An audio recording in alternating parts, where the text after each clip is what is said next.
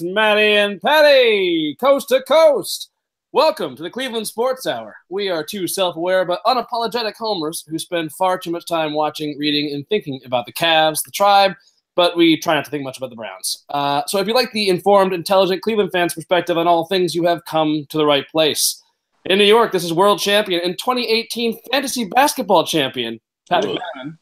From San Francisco, I am joined by fellow world champion and 2018 regular season champion. That's better. Matt Youngner. Say hello, champion.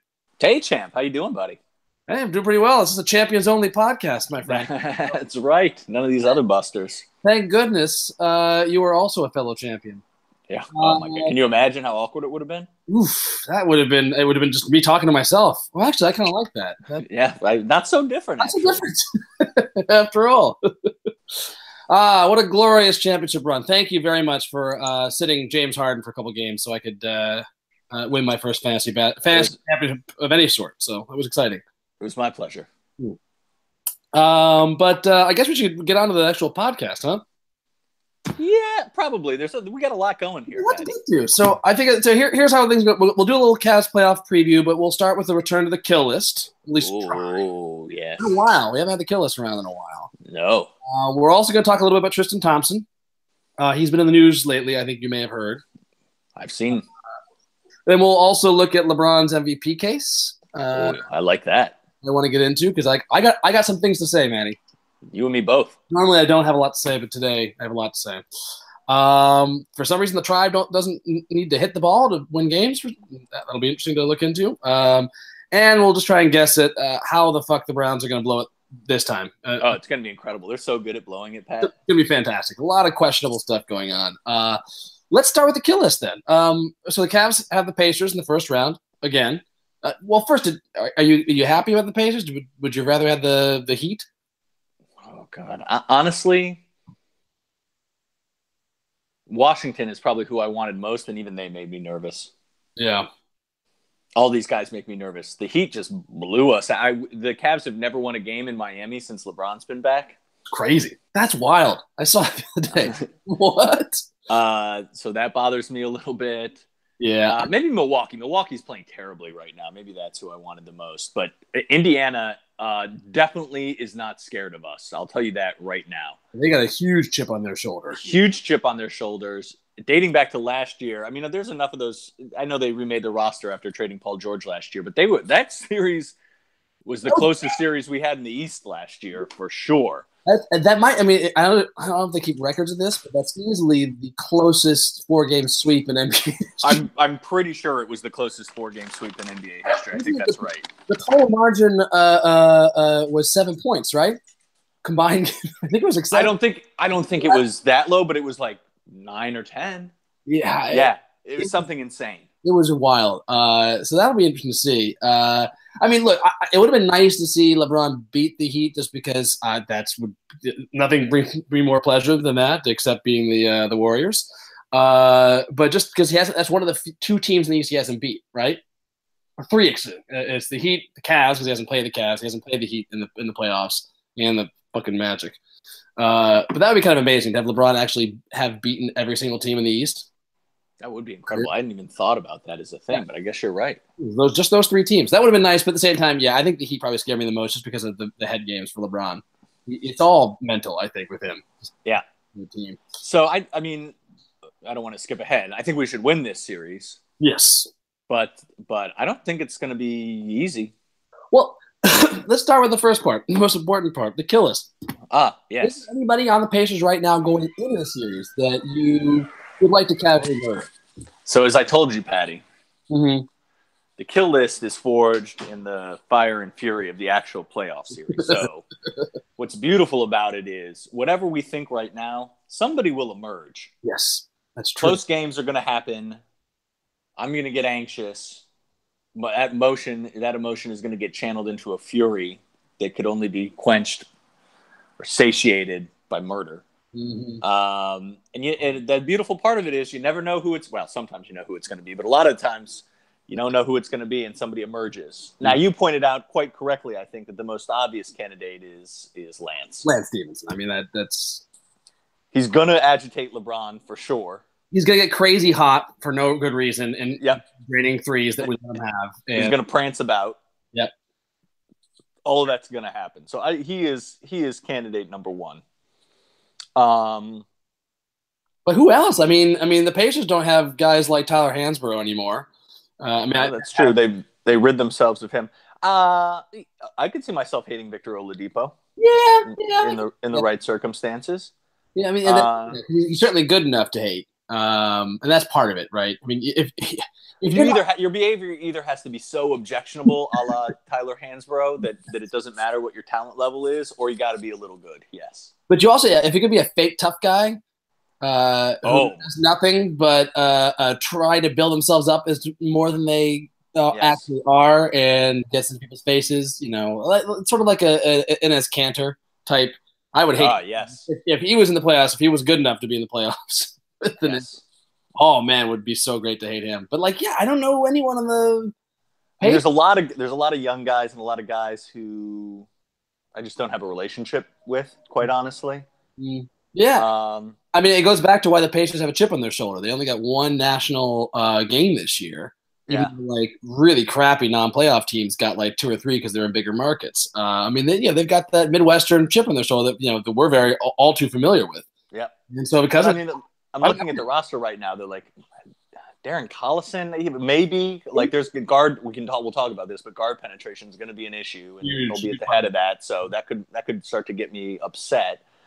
But I don't hate him. Al Jefferson, I definitely don't hate. Corey Joseph, no. I like Miles Turner. I know you do. Yeah. Thad Young. He's had a pretty unobjectionable career to me. Bojan Bogdanovic. He could come. I could hate him maybe, but in general, that's what's so exciting. We get to find out who we're going to hate. I know Pat. That is truly the thing we should be most excited about, is that we will learn to hate somebody new. Yep. Now that's so fun. That's going to be exciting to see. Another thing exciting to see is how the rotation is going to shake out. But before we dive into that, one thing that I think is one big question mark is whether Tristan Thompson is going to play much at all. Sure doesn't seem like it. A lot of talk that he's going to be basically only coming in if Nance runs into foul trouble too early, and which by the way will probably happen. Yes, exactly. So. He's going to get some minutes, but. Not helping matters is this drama he's got with some famous woman. Yeah. Who he got pregnant. By the way, I mean everybody saw this coming. Of course, this is what we all feared. The Kardashian stink was going to get on him, and sure enough, it did. The Kardashian stink is undefeated, near as I can tell. Yeah, I mean, and what is with it with this draft class? I mean, if the apparent reports are true, the allegations here are that Tristan Thompson is potentially leaving in the lurch a woman he got pregnant. Reminds me of somebody else in his draft class. A la Kyrie? Yeah. What is up with that? I don't know. They love doing it, apparently. A weird hobby. Yeah, I'll tell you, Pat. Yeah. I don't think we talked about this because it was in the long fallow period that you and I had from this podcast. But I was in Cleveland over Christmas and spoke with a friend of our family who knows things. Oh, lives in Cleveland and just has his ear to the ground. Go on. And the talk of the town then was that Tristan was just man-whoring himself all over the place. Quite openly and quite flagrantly. And that was sort of just an open secret, basically. In December. And so, wait, that means that Ms. Kardashian would have been about, what, 3 months pregnant? A little more than that. Interesting. More like 4 or 5 months pregnant, I think. If he's being so flagrant and nothing was happening between them, it almost makes you feel like they were all aware of it. Oh, Patty, is this a theory? I don't want to get ahead of myself here. Do I hear a theory forming? There might be a theory forming here because this all seems a little bit too weird. This seems a little bit almost too perfect. You mean like a video of him making out with two women at a bar or club from November is just surfacing now? That's odd. Interesting that it's surfacing right now, right around when they're filming Keeping the Kardashians. So the report I had is that she told him not to come home. She's mad at him about all this cheating he's been caught with. And it was all caught on camera and shot. You know, I'm kind of like... Kris Jenner is an evil genius, right? Are we willing to go genius here with her? Evil genius? I mean, from a TV perspective. I mean, think about it. What actual talent does her family have? Oh, she has terribly compromised morals. I agree with you there. Well, I just mean she's made a freaking enormous empire out of what? Out of what? What is interesting about the family? I mean, aside from background, but they don't talk about that. That's not what you talk about. Oh, I don't. Anyway, I think what's interesting to me about this is that one, that Tristan Thompson, the fact that this all happened in a way that it's being filmed, it's being taken advantage of, that this thing surfaces at the exact same time that the photographs appear of somebody walking into his apartment building and coming back out on a visit to New York. The fact that she's in Cleveland, like, I don't know, that just seems. Why would she have to be in Cleveland? They really spend time together. Come on, they're playing that up to make it look to make it look like it's genuine. Because why would she be in Cleveland if this is all a fake? She's loyal. She's into it. This is all a setup. Either Tristan Thompson was set up, or this is all a smokescreen. They all knew that he was. For example, I think they broke up well before, and they said, "No, keep it going because we'll play this up." Broke up before. Well, before now, sometime in the past, but after she had become impregnated. Yes, potentially. Like, I think the two of them were like, "Whoa, maybe this is not what we want to do," and blah blah blah. And said, well, hold on, let's make something out of this. That's my theory here. I think Tristan Thompson's being unfairly maligned. I think he's been. Oh, no doubt. Your staff at AM to DM, Pat, are out of control. Oh, yes, my own staff. They are very unkind to Tristan Thompson. They are talking. They're pretty young, aren't they? What's that? Yes, they're very young. They don't know the ways of the world, and I'm sorry that the ways of the world are what they are, and that they're going to have to learn that. But I gotta say that the best part about my job is every single time they would bring this up, the Khloe Kardashian stuff, I would immediately say, "Who? oh, you mean the baby mama of NBA champion Thompson? Yes. Got it. Go ahead. Every single time, they would get really annoyed with me. But it's wild. I'm half joking, but I kind of think that much of this is manufactured. And for sure, it's manufactured. I mean, that's why this is their men are garbage take yesterday, or men are trash. You know, like, I have sympathy for that take. I think men do a lot of crappy things. And to recap, for everyone not listening, my show, AM and DM, that we ran a poll in reaction to the Tristan Thompson story that asked if men were trash, and the two options were yes and yes. But just go ahead, Matt. Yeah. I get that, but the Kardashian family being the hill you want to die on for that is odd to me. It's astonishing you can generate sympathy for the Kardashians. Tristan Thompson is the son of Canada, their favorite son, a tremendously handsome offensive rebounder. Leave Tristan alone. Yeah. More important, they don't distract him from what's truly important in life. That's not right. Babies, not family, but basketball, and particularly NBA playoff basketball. This is correct. So, speaking of that, let's get back into the Cavs-Pacers series. What do you think are like the main pieces? So, you already talked about the guard penetration. What else? You start with that, and then what else are you seeing as the things you're going to look out for when the games start on Sunday? So yes, guard penetration. Just it's so weird to say this with this team, but this is like the most important thing. Like, are we showing up? Yeah. Right? Like, I hope the answer to that is yes. Mm-hmm. But are we gonna? Well, as recently as the first half against the Sixers last week, we were not showing up. Yeah. Or most of the second quarter and third quarter against the Wizards the day before, we're still doing that. Mm-hmm. So are we going to show up and be into it and concentrating on defense and trying, basically. Right. That's an enormous thing to me. Part and parcel of that, I think, is our ability to contain guard penetration. I think Hill being healthy is pretty important to that. Yeah, absolutely. And actually secretly pretty important to the entirety of our playoff run because of that. If he's out for extended periods of time against better teams, I think we're in real, genuine trouble. And then the other thing, honestly, is rebounding. I feel like we have been getting crushed on the boards recently. That was a thing that absolutely destroyed any ability we had to come back in that Sixers game. Was giving up offensive rebounds.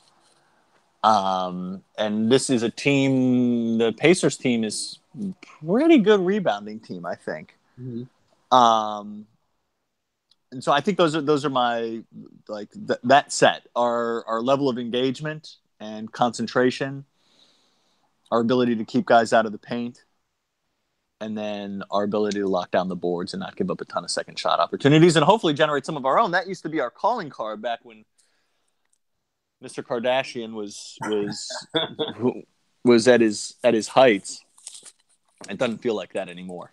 Yeah, it's interesting because when Love came back, we kind of swung back towards winning the rebounding battle. So it's been disappointing to see that kind of happening. To waver back the other way has been tough. Now, a lot of that is again, I think, a concentration issue where it is a sort of simple view of the game is just like your big's got to go get the rebounds and that's it. But obviously it's team rebounding and guys taking responsibility for boxing out the guards and all that stuff. And LeBron has certainly been guilty of not bothering to do that, which I just assume really will change in the playoffs. The playoff LeBron is a real thing. Yeah, no, our friend Riffle sent a nice article from Deadspin about the horror of playoff LeBron.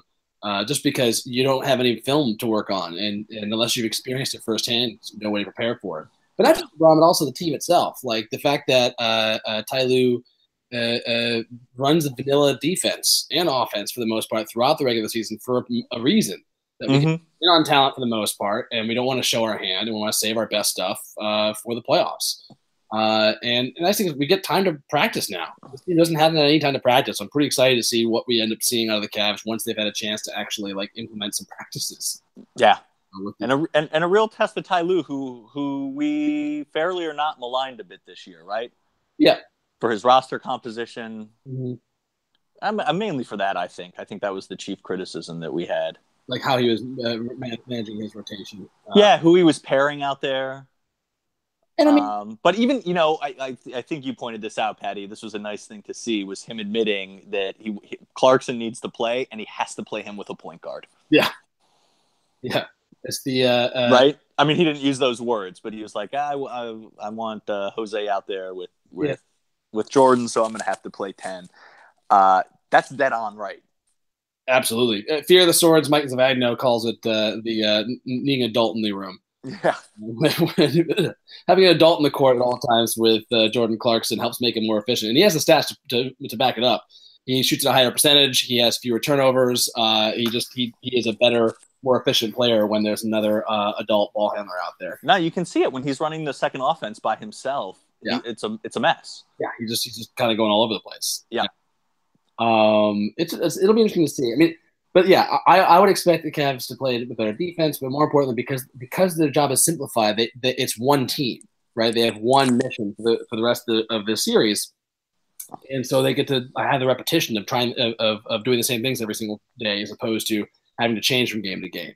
That's what makes playoff basketball so much different for Ty Lue. And again, we judge Ty Lue on the regular season, but honestly, we don't. We judge him by how he manages playoff coaching. Like that's what makes Ty Lue a great coach, not what he does in the regular season, but what he does. And you got to say he's been pretty freaking good on that count.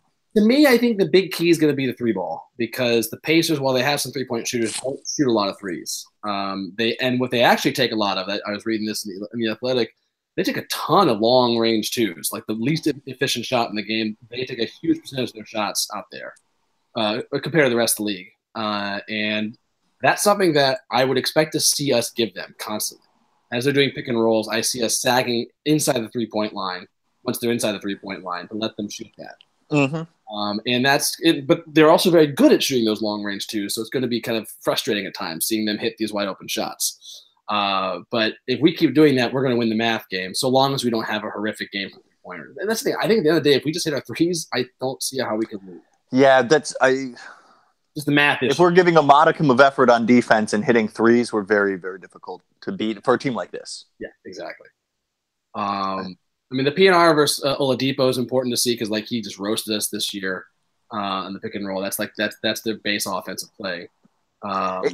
We should point out, Pat, that we never played the Pacers post trades. Absolutely, that's a very big point. So the regular season comps are not terribly illuminating for what this will look like. Well, the one concern I do have, with your guard question, is that one thing we noticed about, well, I love to rave about how long our team is now. We've never had a team this long at every position, with the exception of Calderon.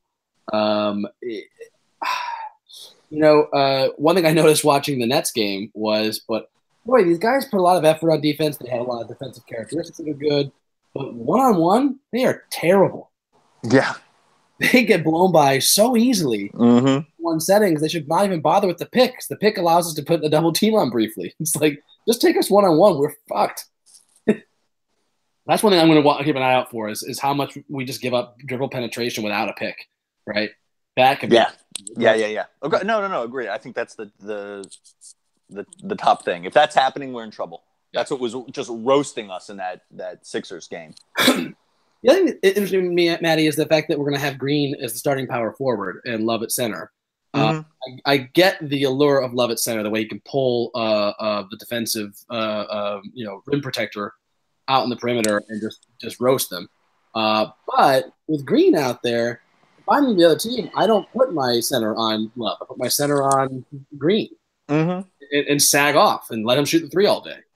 I'm a little concerned about this starting lineup working. How do you feel?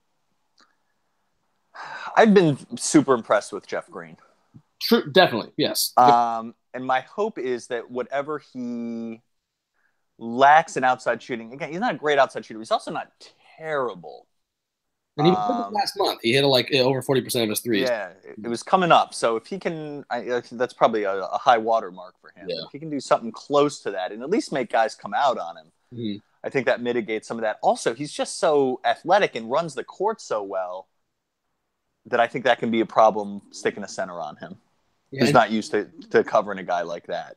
Yeah, he's been very good on Oladipo, actually, which is interesting. And that's now Ty Lue's big thing is trying to use Green as the main guy to frustrate the opposing offense's best player, right? Because he has that length. He had a massive block on him earlier this year. I was watching, but it'll be interesting to see. He's an interesting little Swiss Army knife of a player for us. Boy, I got to say, Pat, the signing. Well, I was not wild about any of our offseason signings. No. But Calderon and Green. Yeah, how about that? It worked. No other way to say it, right? Like those are great signings. And Calderon is in the playoff rotation, isn't he? Yeah, for sure. I mean, that was the whole. He's the 10 of 10 deep. Yeah, Calderon's got to play to be an adult on the court with Clarkson. The 11th man is Tristan, right? Was he or Chetty? Chetty, that's right. So yeah, we got our starting five, and then off the bench we've got Clarkson. And also not clear who the fifth in that starting five is yet either. Oh no, my understanding is it's definitely Hill, Hood, LeBron, Green, and Love is what I thought. My impression was that there was a Hood Korver debate still. Oh, interesting. That's interesting. I would expect Korver still come off the bench, but and provide some scoring punch. Right. I think the argument against that is just that you got to play Korver with LeBron. Yeah, exactly. As I said, you play in LeBron's like bench minutes when normal human beings would sit and rest. LeBron will be playing his. Oh my God! LeBron will he's like, that's the thing. What LeBron does is he will coast a little bit in those minutes, right? Like, like that's his like rest period. He just takes it a little easier on those minutes. But Oh my god, I love him. I would say Corver, Clarkson, Jr. Is still technically in the rotation. Nance. Well, Nance. Oh, that's right. Nance. That's right. Nance isn't starting. There's Nance, and then Calderon. there's a Calderon. So 11th would be Tristan. That's wild, man. That we have 11 players that are rotation worthy. Although you can debate that about Tristan. Just how he hasn't gotten back to form for this year. Yeah, I don't think he's healthy, honestly. No, I definitely don't think he is. It sure doesn't seem that way. Year 12, man, it's amazing. But it's just nice knowing that we have these options in case like the matchups are a little bit fraught. We've got Agreed. Extra wing. I like having Chetty to be able to bring out there for defense. Yeah. The one that we don't really have. Well, we do have Zizic if we need a super big man against somebody. But we Kendrick Perkins. Oh, your favorite player, Matty. Oh my God, I threw up a little bit in my mouth when I saw that. Welcome home, conquering son. Lifetime Cavalier, Kendrick Perkins. That is the weirdest shit, isn't it? Very weird. But come on, you don't love Kendrick Perkins after what he did to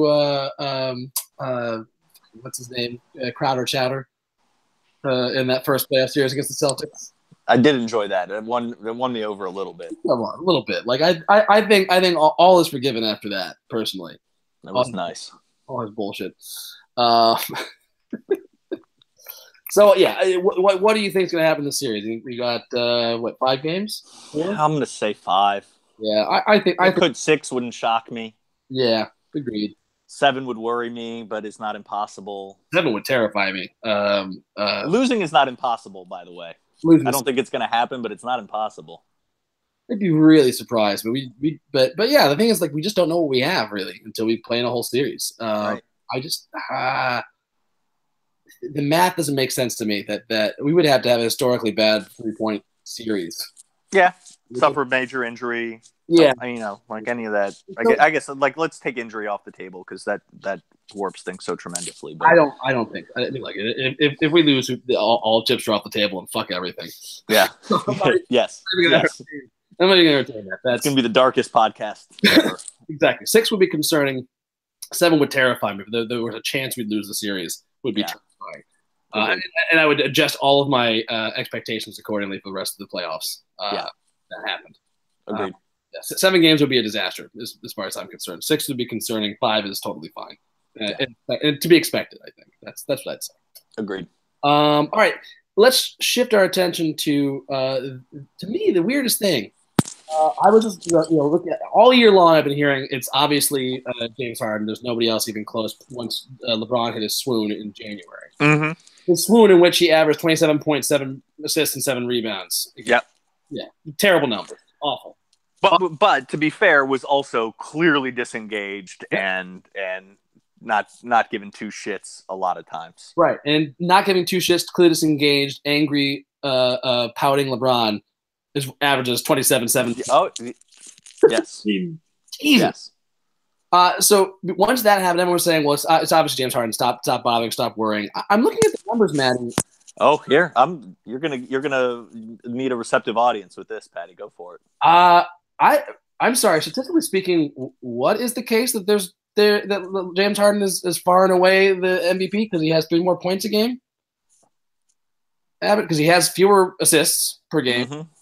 Well, fewer rebounds per game. Sorry, James Harden is at best okay on defense. At his best. LeBron doesn't give effort and has been terrible on defense because he doesn't pay attention. But, like, come on. If we're going to mark defense, that's not a notch in fucking Harden's favor. No, I think that's a wash in that argument. And those 3 points he's getting is primarily because he's the most gifted player at drawing fouls. That's the thing, the trait we want to laud. Like, what is he really doing to separate things aside from, here's what it is, and this is where I get into this. This is not stat-based. This is not objective. This is purely emotional and narrative-based. Harden deserved it last year and didn't win. He's got the same numbers, if not better, this year, and he's got the best team in the league. That's it. It's just narrative-based. Best team in the league is no. I'll take that back. Both those things are important. I think you're right. There's a sense that for some people that he was robbed a little bit, and people got too far ahead of themselves with the trip dub. Yep. from Westbrook, which, by the way, he repeated this year. And I know. I don't know why we're not talking about that more. I think that's sort of impressive. But, right, so that he was sort of robbed last year. This is the year he deserves it. And his team was outstanding and really good, and the Cavs were sort of blah. Yeah. The thing I wish people would talk a little bit more about, and you hear this sometimes, is, you know, if you replace player X with a replacement level talent, what would happen? How many games did the Cavs win without LeBron? The playoffs. There's no way we're in the playoffs, I don't think. I mean, maybe we're no way we're in the playoffs. Do we win 20 games? No, I don't think so. Not in the playoffs. It's not just like we're in Detroit and Charlotte territory. We're gunning for the top of the lotto. Goddamn right. I mean, there's no question in my mind. And the fact that we won 51 games with LeBron pouting for a month, with a player as toxic as Isaiah Thomas actively trying to like undermine the team and tear it apart from the inside, with a team that changed its roster like twice. Complete overhaul. And the one constant is LeBron having the best year of his career. He's the greatest player in our generation. That's what's amazing to me. This is the greatest player in a generation, easily the best since Jordan. Where you can argue that LeBron's better than Jordan, but even if you argue over that, no one's going to argue that anyone was better than LeBron over the past 15 years. Nope. He had his best year ever, and you're not giving him the MVP. In fact, it's not even like you're giving him MVP. It's not even close, and maybe he'll get second place. That's insane. He's the MVP of the league. He's going to get second place, and I think it's going to be a little closer than people think. Oh, yeah. But, look, again, to give credit to the Brow, he's had a fucking amazing year. He's the only player that deserves consideration for his defense. Yeah. Geez, fed up, Matty. Did you read Jason Lloyd's? Jason Lloyd is voting for him for MVP. Yes, I read that. It's spot on. I highly recommend it. Spot on, and he makes that point too, which is the sort of what happened when Jordan retired. When you look back and you're like, what happened? What, Karl Malone this year? Really? Yeah. There's going to be a lot of that for LeBron.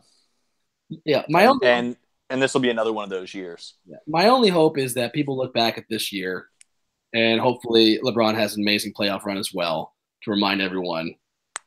Yeah, remind everyone. Sometimes you got to show those jackals. Who you really are. But if he does that, I have a feeling that if he has another big year next year, that the same narrative that helped Harden last year will help LeBron this year. Sure.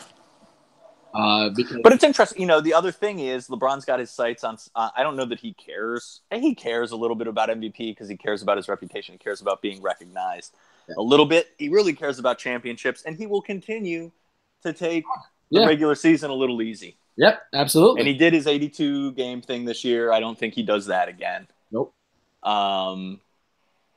So I don't know that he's motivated enough to put up the kind of to be a maniac and I say this with respect, like Russell Westbrook is, right? To go out and play the regular season like that. I think he knows enough that at 34 next year, he just won't be able to do that. I think though that he'll put together similar numbers, close enough, and that still might push things back in his direction. Sure, and who knows where he's playing next year, and that'll affect. True. That's true. The narrative tremendously too. So that's very true. He's the best, Patty. I'm not going to be mad at him wherever he goes. Yeah, man. I'm not sure. I'm gonna have a hard time convincing you of this, but did you know that LeBron's the best player in basketball? Yeah. Let me try to convince you here. I want a good run here, Patty, and we've talked about this, but he's number one in my heart forever. Forever. I don't care what he does the rest of his career. He'll always be my favorite player ever. And I'll go to the mat for him. Yep, and I will root for him wherever he goes. Well, almost everywhere he goes. He's not going to Boston. Yeah. Yeah. What did we talk about this before? What are the teams that you will not be okay with him going to? Obviously, Boston, the Warriors. Not going to Golden State, but Miami. I think that might be it. I think so too. I'm trying to think like the Lake. Yeah, that's what we said. I would even the Lakers wouldn't bother me now. I mean, I'd be a little annoyed, but it'd be fine.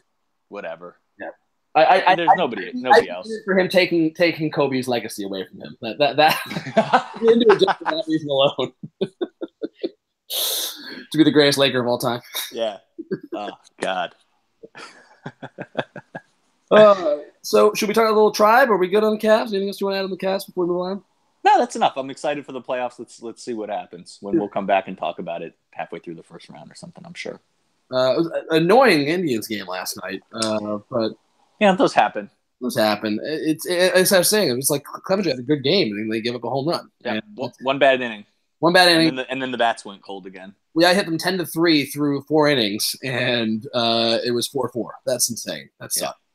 A lot of bad luck. But that was the big thing with the Indians. They were not hitting at all, and somehow we still had 6 wins. We have a really good pitching staff. That's amazing. No one was hitting over 200. Yeah. One guy was hitting over 200. But all these stats were showing that like we were hitting the ball incredibly hard. Our expected batting average on balls in play and how hard we were hitting it, slugging percentage, was supposed to be much more like middle of the pack to top 10. But instead we were bottom of the league. Yeah. So it was like, this is the whole thing. This again reiterates why the whole goal of the season is just to get to the playoffs. Mm-hmm. Because in a small sample size, shit like this can happen in both directions, where you just get bad luck or good luck. And that's what happened last year. Just gotta get in. Just keep getting in. Don't sacrifice everything for 1 year. That's my feeling. I honestly think that we made it through that period with the bats so cold, and we're fine. Mm-hmm. It's good. We're fine. Yeah, I think things are coming around. I'm looking forward to. I mean, 2 games in a row with double-digit hits, and we didn't before the bats broke out on Thursday. The highest hit total we had in a game to that day was 7. That's outrageous. It was the maximum we had in the first dozen games or 10 games of the year. That's insane. Yeah. The last 2 games we've had double-digit hits. No, it would have been conceivable to lose almost every game during that time with that level of hitting. So I think it's not going to stay that low for the year for sure. They'll come back around. I'm not worried. Still bullish on the Tribe. What's exciting you so far about the Indians? Like any players standing out to you is exciting so far? Zimmer. Yeah. Bat's coming around a little. He looks awesome in center. Yeah, that arm plays, buddy. I think that's who I've been most excited about, honestly. For sure. Lindor and Ramirez. I love those guys, but I'm expecting what I'm expecting from them. Zimmer is somebody that we wanted to break out a little, and especially now that his bat seems like it's getting going a bit. He's great. His speed on the bases matters. Mm-hmm. Yeah, he's fun. He's. I mean, I think he's the best athlete on the team, right? Easily. And just his speed. He had this bunt where he should have been dead in the water. Yeah, it was a terrible bunt. And he beat it out because his legs are so goddamn long. Yeah. It's crazy. But no, I read a nice piece in the Atlantic. The Athletic, excuse me. Breaking down his struggles over the past year. And his big problem has been primarily that he swings and misses way too often and doesn't walk enough to make up for it or hit enough home runs, right? We know he has the ability to hit home runs and hit a ton of them. He just hasn't been doing it because that whiff rate's there. But then also on top of that, he tends to pull all of his ground balls, which means it's easy to put a shift on him. And it's also harder to beat out those ground balls to the second base side. Mm-hmm. So, but I've been seeing he's been making much more contact. His strikeouts are a little bit lower. So I'm looking forward to watching him do that. That was the whole thing for him this year. He clearly needed to adjust. Mm-hmm. The league figured him out in the second half of last year before he got hurt. Mm-hmm. And this is when you find out if prospects can make it or not. And I don't know. I'm optimistic with him. Likewise, I've been pleasantly surprised early on by Yonder Alonso. I know his been good, but he's been barreling a lot of balls and getting some bad luck. Like he looks good. He looks really good as a hitter. Agreed. And a good solid defensive player. I don't think he's going to be as good as Santana was out there. No, but adequate at first. Adequate. He's not. I don't think he's a minus. He's not a negative on the base path as a fielder. That's been good. Anyone you're worried about so far? I mean, that first Tomlin performance was alarming. He came back the next week and pitched well. The Clevenger outing doesn't work. No, the starters I feel good about. The bullpen I still feel okay about, honestly. Mm-hmm. Encarnacion, I guess. Yeah, that's what I'm really worried about. He does not look good. His timing is off. Maybe it's just a. I mean, he never got a hit yesterday, right? Yeah, Which means he's 0 for his last 20 or 25 now, I think. yeah, he doesn't look. He's swinging the bad pitches. He's not hitting the. Yeah, it's just striking out so much, just not putting the ball in play at all. I think it's him because people with his profile tend to fall off when they fall off. And we sort of need him. Yeah, we do. We need that power in at that spot. We don't have anybody else to fill that role. Brantley looks okay, but doesn't look great. His bat still looks a little slow. Yeah, I'm not worried yet about him though. Yeah, all of his hits are coming on singles, poking it through here and there. I don't see him really driving the ball at all. But I haven't watched him a ton yet. And he's just getting, he's been back for a week, so true. But this reminds him coming back from injury in the playoffs, right? And he was just totally defanged. Chisenhall getting hurt with the same thing that he was banged up with last year is worrisome. That is worrisome because he looked good early on. He did. He was probably our best hitter before he went down. Yeah, and he had such a great year last year. That's somebody we could use. Chisenhall low key is a really important player to the Indians. Yeah. So I really hope he gets back. Me too. But all things considered, we're okay for hitting being the worst hitting team in the league through the first couple weeks of the season. We're doing okay. Yeah, and I was bummed to see Clevenger's outing get spoiled last night by that home run because otherwise he was having a great outing. He had a monster game his first time out. Bauer's two times in a row. I mean, we've all been kind of wondering, is this going to be the other Bauer puts his shit together? And, it's early, but he throws a lot of pitches still. I mean, that's my criticism of him is that it's hard for him to work deep in games because he throws a lot of pitches. That's true. But we have the bullpen for it, especially given the fact that like Kluber and Carrasco so often go 7-8 innings. Yeah. And Klubat's been amazing, and Carrasco after a little dicey first outing is settled down and looked great. Miller's starting to worry me a little bit because his velocity is so much lower. He used to be at 98. Now he's like maybe getting 95. A lot of times at 93. I don't know how good of a pitcher, how dominant he can be without that fastball being at 98. Although Tito, when I've read about him, doesn't seem worried about him and thinks that he's not in form yet. The cold weather's messing with him, and so on. So it's something. It's one to watch for sure. Yeah, I want to see that velocity get back up. I mean, last night he gave up the double, the go ahead double, which sucked, especially because he had a strike three down the fucking middle. Yep. It was called ball one. Fucking outrageous. The next pitch was a double. Like score that ball. I mean, that fucking ump owes him an apology. But it didn't matter. I mean, and that's the thing. Like, we wouldn't let Bell out there that much longer. Like, that should have been a W that game. But that'll happen. We'll have a lot of games we don't deserve to win. That we win. Yes, for sure. That's the baseball season. Yep, absolutely. But I'm encouraged. I mean, especially that we were able to weather those early days without good hitting and come away with like a winning record and be close is good. Yeah, agreed. Let's get back on the side. Get Klubat. Assuming the game goes off tonight, get Klubat back. That's right. Klubat's going back out there again. Yep. Get us back on the win. I always get thrown by the rotation when they have that first off day, and all of a sudden it's Kluber and then our 5 pitcher. Yeah. But wait, what? It's weird this time of year. Always weird. All right. Should we talk about the Browns? 2 minutes. 2 minutes. Matty, is Jarvis Landry worth $15 million a year? I think so. Really? Yeah, I think so. He's not good. He seems to run a lot of routes within 10 yards and doesn't get much further than that, right? I don't know. Is that so bad? Is that so bad when you've got Flash Gordon on the other side of the field stretching the defense? I guess. I mean, if he'll stay on the field this year. I don't know. What else are we spending that money on? Yeah. He's a real NFL player, right? Like, you can be critical of him. He's not the best wide receiver in the league or anything, but he's a good, solid, lower end Pro Bowl type player. Sure.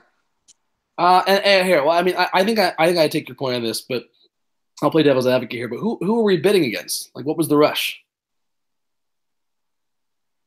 I don't know. I think this is more like this has been the worst franchise in all of sports for 20 years, and we need to start turning things around. And part of that step is securing good players and just having them sign contracts with us.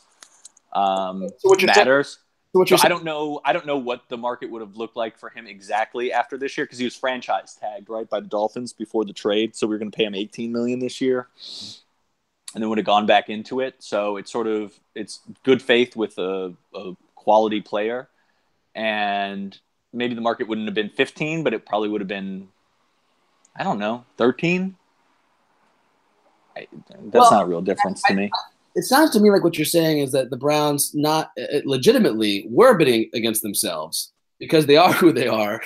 And the only way they can keep a player like this is to get him when there's nobody else who can bid on him. Maybe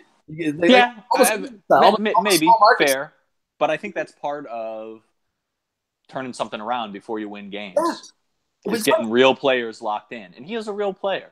It's like it's almost a twist on the small market team thing. That's not the issue of play here, the small market thing, because of the salary caps, and we have more money than anybody else. It's more that most players in their right mind would take less money to go anywhere else than Cleveland. Yep. So to be able to get them, we need to get them early when they want the money and they don't want to wait a year to get the extra money and to get locked in. I mean, $45 million guaranteed is a lot, I will say, but he'll be the fifth highest paid wide receiver in the league. Mm-hmm. That seem about right to you? He's not the fifth best wide receiver in the league, if that's what you're asking me. But we got to pay that to get. Yeah, it doesn't bother me. Yeah, all right, I take it. You convinced me. I won't hold it against the new regime. No, get ready to hold something against the new regime. I'm ready for it. How are they gonna blow this, Matty? This is incredible. You know what I love? The theory I love, Patty, is that we should take Barkley or Chubb with the number 1 pick because whatever. Like let's let other people make the quarterback decision for us. Oh, geez. And then get whatever's left at number 4. I sort of like that theory. I mean, it's the George Costanza theory of drafting. If you're the Browns, whatever you do the opposite of whatever you think. Exactly. So if you want this guy, don't get him. Just pick the guy that you know is going to be good, and then let everyone else make the picks for you, so you don't have to make a decision. And then everything's going to work out that way. Yeah. Oh God, this is going to be outstanding. We were texting about this, Pat. I have no idea how to evaluate college quarterbacks. Yeah. Honestly, I have no clue. Darnold or Allen or Rosen or I don't want Baker Mayfield for any at any price. But I have no real idea between those three guys who's going to be good. None. I mean, and I have little confidence that NFL front office personnel know either. I just don't think the evaluation game is there. Yeah. Not like it is in basketball. People make mistakes still, but there's a more higher success rate, right? Yeah, and again, this is the thing we get into with the analytics stuff is that the analytics are more robust in baseball and basketball because there's more repetition, there's more stats, there's more evidence. It's just a higher threshold of data. Whereas in football, it's just so much narrower and it's so context dependent in terms of the school you're playing at and the kind of style. It's like the different styles that inflate statistics. It's so easy to skew the numbers. It's really hard to balance the traditional scouting with analytics, which the Browns obviously ran into an issue with their draft process over the last couple of years. Oh, yeah. I'd say this, the full caveat that I remember the last time it doesn't just go for quarterbacks, man. It goes for any player, honestly. Yeah. I remember being thrilled with, I think, did we draft Justin Gilbert and then who was that offensive lineman who was Cam Everett? What's his name? Yeah, I forgot. That was not the year. The year Gilbert was paired with Manziel. Oh, Jesus Christ, that's right. Danny Shelton was paired with Cam Irving. Danny Shelton and Cam Irving, yeah, exactly. And I remember being like, "That's perfect. That's exactly what I wanted." Yeah. Danny Shelton was maybe okay at best, right? And Cam Irving was a total fucking disaster. Yeah. So what the fuck do I know? But I will just say, reading articles about Josh Allen, I come away with going, we draft that motherfucker number 1. That just seems incredibly stupid. Completion percentage stuff and all that. He only had 16 touchdowns last year? Yeah. With 9 interceptions? That's not a good ratio. He doesn't have a high yard per attempt, 6 yards, and he played against shitty teams. For the most part, he played horribly against good teams. He's inaccurate, 56% for both years, even when he had all of his better players the year before. It's like, you're just doing this because he throws the ball hard. He's tall. He's big, and it feels like we're passing on Big Ben again. Well, yeah, but Big Ben didn't have those shitty stats. Big Ben had good stats. I know. I mean, and then if you do all the other advanced stats that combine like VORP, or no, it's not VORP, but whatever, the equivalent of it for football, all these different like stat and stuff, like he doesn't show up on any of them, not a single one. Big Ben did show up on those from his college years. It's like, I don't like any of that. Don't like that one bit. And of course, that I'm a founding member of the Sashi Truther. I know you're a truther. Mostly for entertainment value, but also because he did give us this platter that we have to turn the franchise around. Like if we make the right decisions here, this turns the franchise around. Agreed. And he set the table with that by being disciplined about a 2-year process where we had a perfect season. He is the Sam Hinkie of the Cleveland Browns. Exactly. And so I am going to twist and torture every bit of data to make it to credit Sashi Brown from here on out. So, but yeah, no, if he drafts Josh Allen, I'm gonna be fucking furious. Might happen. That's just stupid as shit. Like Sam Darnold, has fumbling issues, but otherwise has every other like analytical stat. But also, he's big, throws the ball hard. Like he's got the protocol size. Why would we get both the stat profile and the size? Like, do you love the people, Pat, that say we should just take 2 quarterbacks and hope one of them works out? I mean, yeah, kind of. I think we should make every pick in the draft a quarterback. Yeah, right. One of them's got to work. One of them's got to be good. Oh, Jesus Christ! What a fucking disaster this team is. Yeah, I can't wait. That's why I'm really manufacturing getting worked up here. I don't give a shit. I really don't. This team, I stopped caring about. No, we have 2 good franchises to root for. Let's. I'm much more excited about the Cavs and the Tribe. And see that works out. Totally agree. Well, excellent. That's a clean hour, maybe a little under, right? Yeah, look at us, Patty. We're all grossed up. We're so efficient nowadays. It's amazing. Doing them in the morning probably helps us. Yeah, being a little less drunk helps. Yeah. On my end, at least. A little less loquacious on my end. Just a bit. Just a bit. A little more under control. So, Patty, maybe we'll come back during the Pacer series, depending on what's going on in our schedules. Let's see how the Pacer series go. I don't want to promise we'll come back because maybe there won't be much to talk about. But if there's drama, we will come back. But if you don't hear us before then, we will definitely come back before the next series. Yeah. So at the very latest, you'll get us before round 2, or knock on wood. Knock on wood. Yeah. We're gonna come after the first series. Let's do that. Let's not jinx ourselves. We'll come back after the first series. That's what I was gonna say, Matt. We're coming back either right before round 2, or we're coming back mid-series because shit has hit the fan. Like if it's even a chance of round 1, a round 1 exit, we will be back before that. Yes. Yes. Guarantee yourself that. All right. Well, I think that does it for the Cleveland Sports Hour.